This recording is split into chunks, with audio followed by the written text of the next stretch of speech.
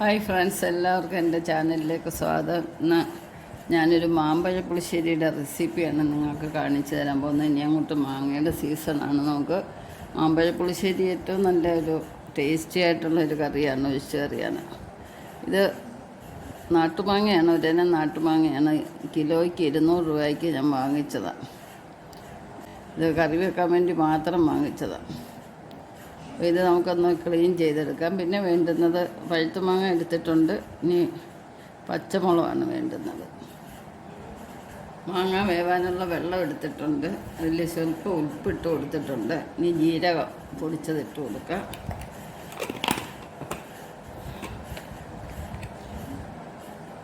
നിറത്തിന് വേണ്ടി ഒരു സ്വല്പം മഞ്ഞൾപ്പൊടി ഇട്ട് കൊടുക്കാം. അരപ്പിന് ആവശ്യമായിട്ടുള്ള ചേരുവകൾ നാളികേരം എടുത്തിട്ടുണ്ട്. ഒരു മുറി തേങ്ങ എടുത്തിട്ടുണ്ട് നമ്മൾ. പിന്നെ ചെറിയ ഉള്ളിയാണ് എടുത്തേക്കുന്നത്. ഒരു പച്ചമുളകൂടെ ഞാൻ എടുത്ത് അരച്ചിട്ടുണ്ട് ഇതിൻ്റെ കൂടെ. ഇനി നമ്മൾ മാങ്ങയുടെ കൂടെയും പച്ചമുളക് ഇടുന്നുണ്ട്. എരിവിനനുസരിച്ചുള്ള മുളക് ചേർക്കാവുന്നതാണ്, അതിന് കണക്കൊന്നുമില്ല. പിന്നെ നമുക്ക് തൈരാണ് വേണ്ടുന്നത്. അപ്പോൾ ഇതൊന്ന് തയ്യാറാക്കാം. ആദ്യമേ തന്നെ നമ്മൾ മാങ്ങയുടെ ഈ ചുവനഭാഗം ഒന്ന് ചെത്തി കളയുകയാണ്. ചെത്തിക്കളഞ്ഞതിന് ശേഷം ഇതിനൊരു പോറലിടും. ഇങ്ങനെ 2-3 വര വരയ്ക്കണം. എന്തിനാന്ന് വെച്ചാൽ നമുക്ക് ഉള്ളിലോട്ട്, മാങ്ങയുടെ ഉള്ളിലോട്ട് ഗുണമെല്ലാം ഇറങ്ങുകയും ചെയ്യും. ഈ മാങ്ങ ഞെവിടി എടുക്കുമ്പോൾ നല്ലൊരു ടേസ്റ്റാണ്. നമുക്ക് അതിൻ്റെ തോല് കളയാൻ എളുപ്പമുണ്ട് ഇങ്ങനെ വരഞ്ഞാൽ. നമ്മൾ ചെയ്യേണ്ടത് ഇങ്ങനെ നേരെ താഴോട്ടിഞ്ഞ് വലിച്ചെടുത്താൽ മതി.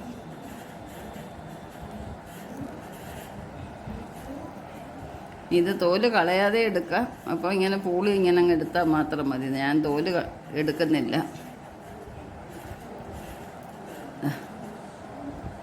കണ്ടില്ലേ? ഇനി ഇത് നമുക്ക് ഓരോന്നും ഇതുപോലെ ചെയ്തെടുക്കാം.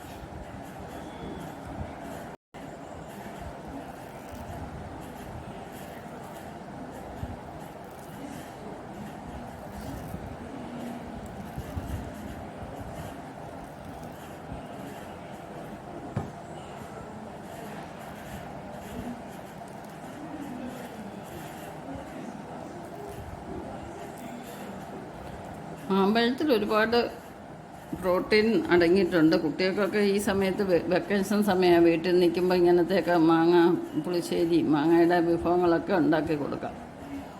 അവർ ഹെൽത്തി ആയിട്ട് സ്കൂളിൽ പോകുന്ന സമയത്ത് അവർ പൊതുവേ എല്ലാവരും ആഹാരം കൊണ്ടുപോകുന്നതല്ലാതെ കഴിപ്പ് കാണത്തില്ലല്ലോ മിക്കയിടത്തും. അപ്പം വീട്ടിൽ നിൽക്കുന്ന ഈ 2 മാസം അവർക്ക് ഹെൽത്തി ആയിട്ടുള്ള ഫുഡുകൾ ഉണ്ടാക്കി കൊടുക്കുക. എല്ലാവർക്കും അറിയാം കൊച്ചു കുഞ്ഞുങ്ങളെ തീറ്റിക്കുന്ന പാടൊക്കെ. അവർക്ക് ഇഷ്ടമുള്ള സാധനങ്ങൾ സ്വാദിഷ്ടമായിട്ട് തന്നെ നമുക്ക് ഉണ്ടാക്കി കൊടുക്കാം. സ്വല്പം മെനക്കെടണമെന്നില്ല. ഇപ്പോൾ ഇത് മാങ്ങയെല്ലാം നമ്മൾ പൊളിച്ചെടുത്തിട്ടുണ്ട്. ഇനി നമുക്കൊന്ന് വേവിച്ചെടുക്കാം. ഇത് നമ്മുടെ മാമ്പഴം എല്ലാം വെന്തിട്ടുണ്ട്. അപ്പോൾ ഈ സമയത്ത് നമ്മൾ അരച്ച് വെച്ചിരിക്കുന്ന ഒഴിച്ചു കൊടുക്കാം.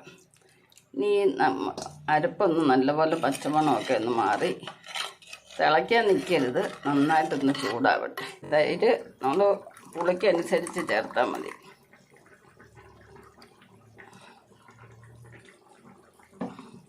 സ്വല്പം തൈര് വെച്ചെങ്കിൽ ഇതിന് ടേസ്റ്റ് ഉണ്ടാകത്തുള്ളൂ. അപ്പം നന്നായിട്ട് ഒന്ന് ഇളക്കി യോജിപ്പിക്കുക. ഇനി നമ്മൾ തിളയ്ക്കാൻ വെക്കരുത്. തീ ഓഫ് ചെയ്യുക. തീ ഓഫ് ചെയ്തതിന് ശേഷം നമുക്ക് കടുക് താളിച്ചിടാം.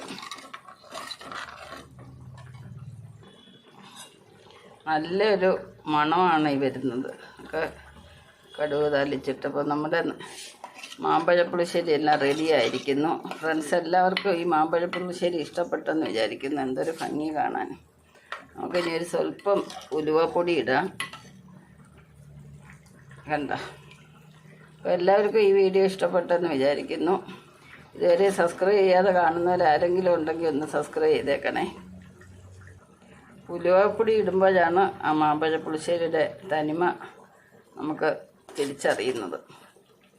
നല്ലൊരു മണമാണ്. അപ്പോൾ നെക്സ്റ്റ് ഒരു വെറൈറ്റി ആയിട്ട് അടുത്ത വീഡിയോ കാണാം. ഇതിൽ ഒരു മാങ്ങ എടുക്കുക, ഇതിൻ്റെ കുറേ നീരെടുക്കുക. എന്നിട്ട് ഈ മാങ്ങ നല്ലവണ്ണം അങ്ങോട്ട് ചോറിലോട്ട് പിഴിഞ്ഞ് അങ്ങോട്ട് ഉണ്ണണം. എന്ത് ടേസ്റ്റാണെന്നറിയോ.